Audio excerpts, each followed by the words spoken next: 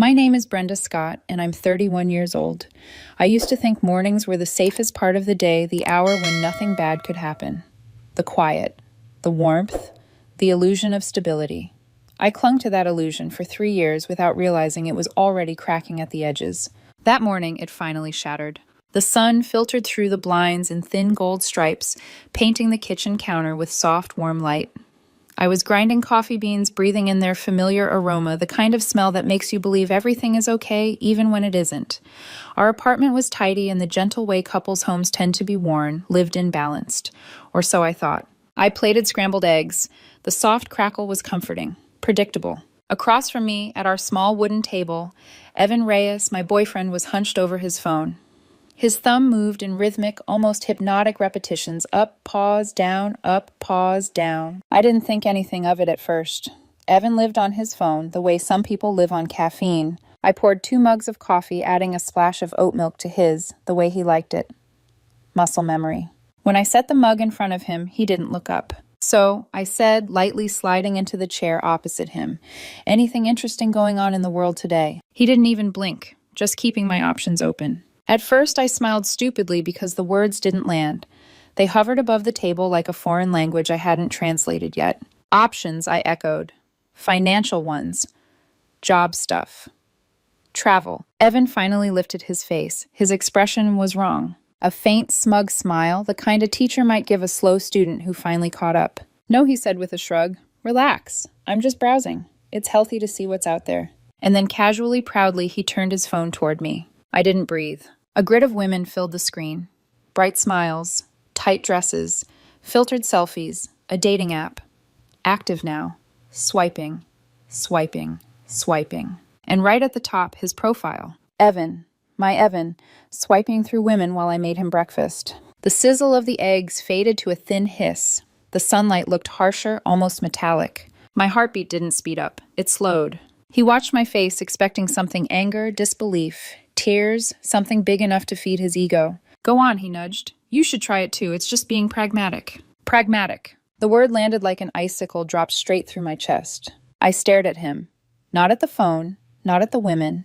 At him. The man I had loved in stupid, soft ways for 3 years. For a moment, something old inside me cracked, but it didn't collapse. It froze. I didn't give him the fight he was bracing for. I didn't give him the begging he probably expected. I didn't even give him a frown. I just nodded slowly. "Smart," I said. My voice was calm. Too calm. The kind of calm that comes with clarity, sharp enough to draw blood.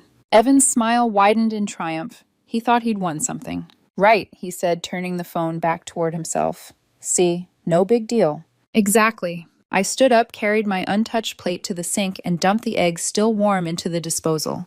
The grinding churn echoed in the quiet kitchen. He didn't look up.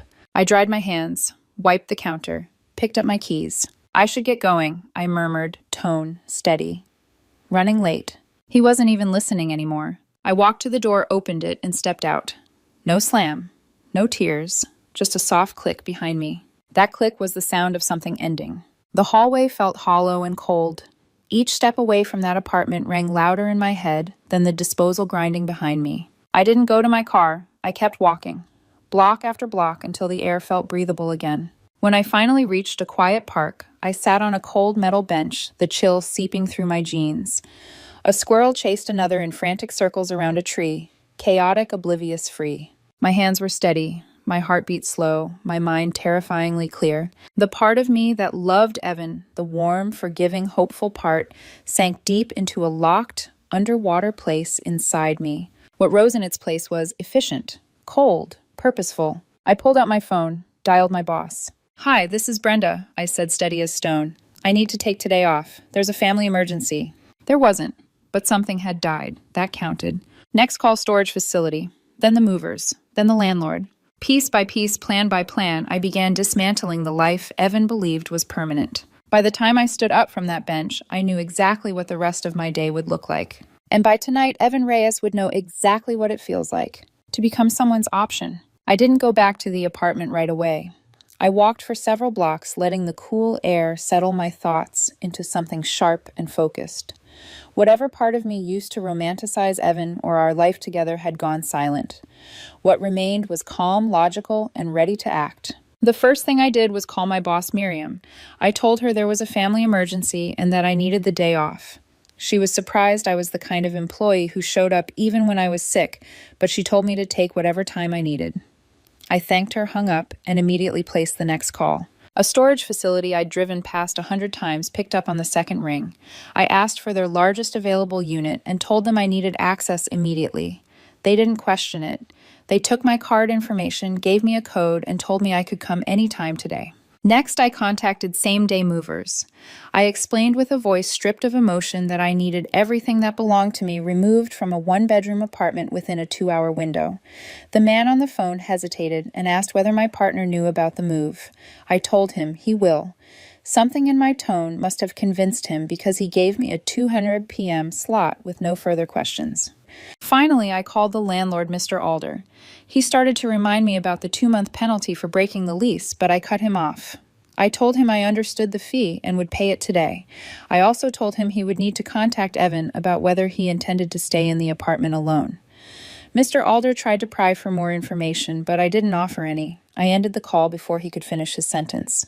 The plan was fully formed in less than half an hour.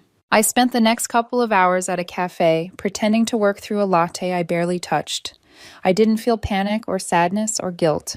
I felt steadiness, a kind I hadn't experienced in years. At 1:45 p.m., the moving truck pulled up outside the building. 2 movers stepped out, Darius and Miguel.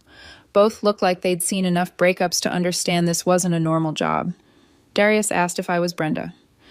When I said yes, Miguel gave me a brief, searching look, the kind people give when they're checking whether you're about to cry. I wasn't. I led them upstairs and unlocked the apartment. It looked exactly the same as I'd left it that morning, his half-full coffee mug, my uneaten breakfast in the sink, his jacket on the hook. The sight didn't sting the way I thought it would. It felt more like walking into a hotel room someone else had stayed in. Take everything I point to, I told them. Only what's mine. They nodded, and we got to work. The couch was mine, the TV, the bookshelf I had built myself, my desk, my kitchen knives, my dresser. My clothes came off the hangers quickly, and I left Evan's untouched on the opposite side of the closet. Watching the empty half beside the full one was strangely satisfying. It was the first time the space visually reflected the truth. I moved room to room, identifying what belonged to me. The movers packed my belongings with quiet efficiency, and neither of them asked questions. They knew exactly what kind of day this was. In just under 90 minutes, the apartment looked gutted. Evan's things remained scattered, lonely, and suddenly insignificant without mine beside them. The place looked less like a home and more like a crime scene after the evidence had been removed. I did one last walkthrough, not out of sentiment, but to make sure nothing had been missed. When I reached the kitchen, my eyes fell on the tiny chip on the granite counter. The one from when Evan and I dropped a wine bottle the night we moved in. We'd laughed about it then. Now it was just a mark on a counter I would never see again. That's everything I said, and the movers nodded. At the storage facility, I signed the paperwork, watched them unload everything into the unit, and pulled the metal door down myself. The lock clicked into place, solid and final. Instead of feeling displaced, I felt strangely weightless. When I sat back in my car, my phone screen was still empty. No missed calls. No frantic texts. Evan was still at work, still confident that our routine was intact, still believing I would be home tonight. I opened a new message and typed slowly, deliberately. Kept my options open too. Chose the option without you. I hit send, the message delivered, then changed to read. I didn't wait for a reply. I blocked his number, deleted the thread, erased the last link between us. The sun was setting as I drove toward a small hotel near the river. The room was plain and anonymous but perfect. No history, no memories, no expectations. Lying on the unfamiliar bed, staring up at the ceiling, it hit me. I hadn't lost anything today. I'd only returned what never should have been given. The next morning began with silence, the good kind. Not the tense, waiting silence that used to seep through the apartment when Evan was upset, but a clean, empty quiet that felt almost medicinal. I lay in the hotel bed, staring at the pale ceiling, letting myself feel the absence of his presence. It wasn't painful. It was relief disguised as emptiness. At 8:17 a.m., my phone buzzed. Unknown number. Predictable. Brenda, what the hell did you do? Where is everything? Are you out of your mind? I didn't react. I didn't even feel my pulse change. I deleted the message, blocked the number, and set the phone face down. A part of me wondered if he was standing in the hollowed-out living room right now, spinning in place, trying to make sense of the echo where our furniture used to be. The image wasn't satisfying. It was simply accurate. I got dressed, left the hotel, and walked to a quiet coffee shop across from the river. The barista didn't ask questions when I sat down with my laptop and opened my email. I finalized the wire transfer for the lease penalty. It wasn't a small number, 2 months' rent in the city never was, but paying it felt cleaner than staying tied to Evan's name for even one more day. At 11:04 a.m., my phone buzzed again. Another unknown number. This time Evan wasn't shouting. He was unraveling. "Brenda, answer me. You can't just disappear like this. We need to talk. You're overreacting. Come home." I deleted that one too. It didn't take long for the story to spread among our mutual circle. The first message came from Mackenzie, a friend of Evan's, who tolerated me but never liked me enough to sugarcoat anything. "Mackenzie, hey. Evan is telling everyone you just had some kind of breakdown and emptied the whole apartment. People are confused." I typed back one sentence. He was swiping through dating apps at the breakfast table. Told me he was keeping his options open. There was a long pause before a reply appeared. "Mackenzie? Oh, Mackenzie. That's not the version he's telling." Of course it wasn't. By early afternoon, the tone of Evan's attempts shifted again. I received a longer message, frantic, disorganized, emotionally messy. "Brenda, please, I didn't mean it like that. It was a joke, okay?" "A stupid joke. You're taking this way too seriously. Just come back so we can talk." If it had been the first time he'd played something cruel off as just a joke, maybe I would have felt something. Maybe I would have faltered, but it hadn't been the first time. It had been a pattern disguised as teasing minimized, as humor softened with charm. I just hadn't acknowledged it until that morning. I blocked the new number and kept working. The landlord, Mr. Alder, called around 2:30 p.m. He'd spoken to Evan by then. "Ms. Scott, I just want to confirm you're officially vacating the unit. Your penalty fee is received." "That's correct," I said. Well, he sighed heavily. "Your partner seems upset. He's insisting this is some misunderstanding." "It's not," I said simply. "I figured." He cleared his throat. "You've always been straightforward. Anyway, just wanted to confirm we're squared away." "We are." After the call, I realized something small but important. People were already starting to see Evan clearly, maybe for the first time. By early evening, a message came from Jared, a friend who had known Evan far longer than I had. He had been the one to introduce us. "Jared, Evan's saying you cleared out the place because you couldn't handle the pressure of the relationship. He's telling people he was planning to propose." I closed my eyes and inhaled. A proposal, Evan once said, buying toilet paper in bulk felt like a big commitment. I replied, he wasn't planning a proposal. He was planning to see other women while I made him breakfast. Jared's response came fast. "Jared, damn. He didn't tell us that part." Not surprising. By nighttime, the frantic calls stopped. The tone had changed again. Quiet desperation replaced the outrage. Unknown number. Blocked voice message. I didn't listen, but the transcript preview read, "I'm sorry. Please, I need you to call me back. Please, Brenda, I don't know what to do." I let the phone go dark. Later, as I sat by the river, watching the city lights tremble on the water, I realized Evan wasn't really calling out of love. He was calling out of fear of losing the stability I had provided, the emotional labor I had carried, the structure I brought to his life. Losing me wasn't the tragedy. Losing what I did for him was. There was a difference. For the first time since the breakfast table, the truth fully settled in my mind. Evan wanted options. He thought I would always be one of them. He was wrong. Over the next several weeks, Evan's life began to collapse in slow, predictable stages, the exact same way he had once chipped away at mine without noticing. What surprised me wasn't the speed of his downfall, but how quietly it happened. No dramatic scenes, no confrontations, just consequences stacking one by one exactly where he had placed them.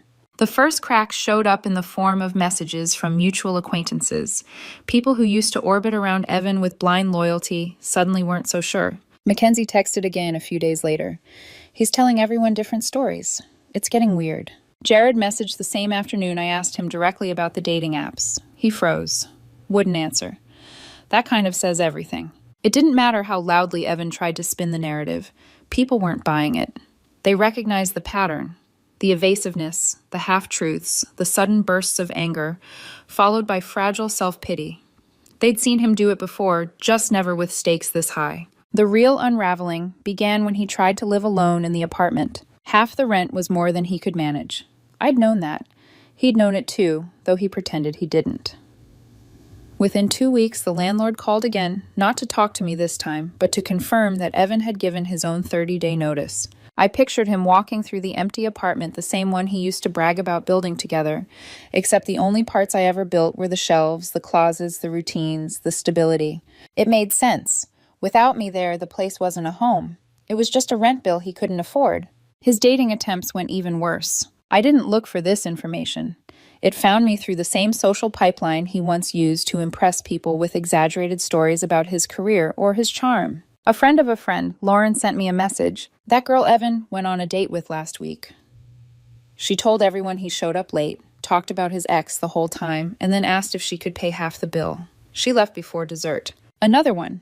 He tried to meet a girl who said she was a model. Turns out she just wanted a nice apartment for a photo backdrop. He let her in and she ghosted him the next day. All the women he was keeping his options open for were only keeping him around for convenience, entertainment, or access. None of them wanted him for the reasons he assumed they would. And in every story that circled back to me, he blamed me. If Brenda hadn't left, if she hadn't overreacted, if she hadn't embarrassed me, it was almost fascinating how delusional he sounded to people who used to defend him. Almost. While his world shrank, mine expanded. I found a new apartment with tall windows and clean hardwood floors, a place where nothing reminded me of him. I slept better there than I had in years. I cooked for myself without listening for the sound of his mood in the way he closed a drawer. I came home without bracing for the passive-aggressive comments he'd disguise as jokes. A month later, I received the promotion I'd been quietly working toward, Senior Project Coordinator. The same position Evan once dismissed as a lot of stress for not a lot of prestige. The day I got the offer, I walked out of the office building feeling something I hadn't felt in a long time, pride that belonged entirely to me. That was also the week I met Daniel Hart. We met at a design conference my company co-hosted with his architecture firm. He wasn't flashy. He didn't talk over people. He didn't try to impress anyone. He had a quiet confidence that felt stable instead of arrogant, curious instead of performative. He asked me questions about my work and actually listened. He laughed at the right moments, not to flatter me, but because he was genuinely entertained. We exchanged numbers with no pressure attached, no performative games, no expectations that felt like traps. Everything with him felt effortless, the kind of effortlessness that comes from someone who knows exactly who they are and doesn't need to threaten your worth to protect theirs. The emotional contrast was startling. While I was learning what safety felt like with a man who didn't need attention from strangers to feel whole, Evan continued to spiral. One night, an unexpected message arrived from a woman named Alyssa Tran. It took me a moment to place her name. She was Evan's ex-girlfriend from years before me. He'd spoken about her with a mixture of contempt and dismissal, claiming she'd been needy, dramatic, and too emotional. Her message was simple. You don't know me, but I heard what happened. I just wanted to say, he did the exact same thing to me. You're not crazy. You're not the problem. Take care of yourself. I stared at the screen for a long time. A woman I had never met reaching out, not out of bitterness, not to warn me, but to reassure me quietly, sincerely, without any motive. It was the most unexpected twist so far and also the most telling. Evan didn't just want options. He wanted backup plans. And every woman he treated that way eventually found the strength to walk away. I wasn't the first. I wouldn't be the last. But I was the one who walked away loudly enough for him to feel it. And he hadn't even faced the worst part yet. 6 months later, I almost forgot what Evan looked like. Not because time erased him, but because life filled the space he used to occupy. The new apartment by the river felt like a real home, one built on quiet routines that belonged entirely to me. My promotion settled into a steady rhythm, and the people at work no longer saw me as the dependable assistant. They saw me as someone who led projects with calm certainty. And then there was Daniel. He came into my life softly, like someone opening a window in a room that had been closed too long. Dinners with him felt warm instead of obligatory. Conversations flowed instead of circling tension. I didn't have to manage his moods or anticipate his reactions or shrink myself to make space for his ego. He treated me like a partner from the first day, not a placeholder. The night everything converged, we were celebrating at a rooftop bar overlooking the city. The skyline shimmered. The music was low and elegant, and the evening air felt smooth on my skin.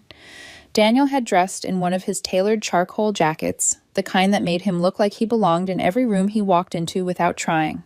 I felt good, not performatively genuinely. We were sitting at a small table near the balcony, sharing a cocktail and laughing about a terrible presentation we'd both witnessed earlier at a conference. When he touched my hand, it was light and respectful, not possessive. I remember thinking that if someone had shown me a snapshot of this moment a year earlier, I wouldn't have believed it. And then I saw a familiar silhouette near the entrance. Evan. He stood with someone I barely recognized, a coworker of his, I think. But he looked different, deflated. His clothes were trying too hard to be trendy, but nothing about him carried the confidence he used to radiate. He scanned the room absently until his eyes landed on me. The shock on his face was instantaneous. It wasn't the, "I can't believe you're here" kind of shock. It was the, "I didn't think you could exist without me" kind. He excused himself from his companion and walked toward our table, not with his usual self-assured stride, but with a hesitant, uneven one. Daniel noticed my posture shift and glanced over his shoulder. "Do you know him?" he asked quietly. "Yes," I said, "a long time ago." Before Daniel could stand, Evan reached the table. "Brenda," he said, breath unsteady. "Wow, I didn't expect to run into you." I looked at him calmly. "Evening, Evan." His eyes flicked to Daniel, then back to me. The jealousy wasn't even subtle. It flared instantly, sharp enough to taste. "This is," he asked, gesturing vaguely. "Daniel," I said, "my partner." Evan swallowed hard. "Right. Partner." His voice cracked slightly, and he forced a thin smile. "You look good. Different." "I feel different." An awkward silence stretched between us. Daniel gave my hand a light squeeze before standing. "I'll go get us another drink," he said. "Want the same?" His tone was casual, unbothered. "Yes," I said, "thank you." He offered Evan a polite nod as he walked away, the kind of nod men give each other when they have nothing to compete for. The second Daniel was out of earshot, Evan's facade fell apart. "Brenda, can we talk?" "Just for a minute?" His voice was tight, as if he were holding back panic. "Please, somewhere private." "There's no need for privacy," I said. "Whatever you think you need to say, you can say here." He looked around nervously as if he expected people to be listening. I've been trying to reach you for months. I needed closure." "You got closure," I said. "You just didn't like what it looked like." His jaw tightened. "You didn't have to leave like that. You made me look insane. You ruined—" I raised an eyebrow. "I ruined what, Evan?" "Your apartment. Your stories. Your options." His face flushed. "You know that wasn't serious. I was joking that day." "No, I said you were honest that day. The joke was when you told people I had a breakdown." He winced visibly. For a moment, neither of us spoke. He looked at me with a strange mixture of regret and resentment, as if he wanted me to say something that would absolve him without forcing him to apologize. "You replaced me fast," he muttered, bitterness creeping into his tone. "I didn't replace you," I said. "I chose better." The words landed with quiet force. His shoulders slumped, and the last flicker of false confidence faded from his eyes. "You just walked away," he whispered, like I meant nothing. I looked at him steadily. "You made me an option, and options can be removed." He blinked, stunned, as if the reality had been sitting in front of him for months, but he was finally hearing it out loud. Before he could speak again, Daniel returned to the table with our drinks. He set mine down gently and rested his hand on the back of my chair. Not possessive, just present. "Everything all right?" he asked, eyes calm. I nodded once. "Yes, completely." Evan's face changed a tight, inward collapse. Not because he wanted me back, but because he finally understood what losing me meant. Not losing the relationship, but losing the version of himself that he could only maintain when I buffered the rest of his life. He stepped back defeated in a way I had never seen before. "Okay," he murmured. "I guess. Take care, Brenda." "You too," I said. "I genuinely hope you do." He nodded, turned, and walked away slowly, not angrily, not dramatically, but quietly. Like someone realizing the door they kept assuming would reopen had already been locked long before they reached it. Daniel sat down beside me. "Old boyfriend, I'm guessing." "Yes," I said with a soft, uncomplicated breath. "A very old one." "Are you okay?" "Better than okay." He smiled gently. I reached for his hand and we turned back toward the skyline, the city lights reflected on the river below. I didn't need to watch Evan go to know exactly what was on his face. The stunned, hollow recognition that he had gambled with something he thought he couldn't lose. He wanted options, so I made sure he lost the one he trusted most.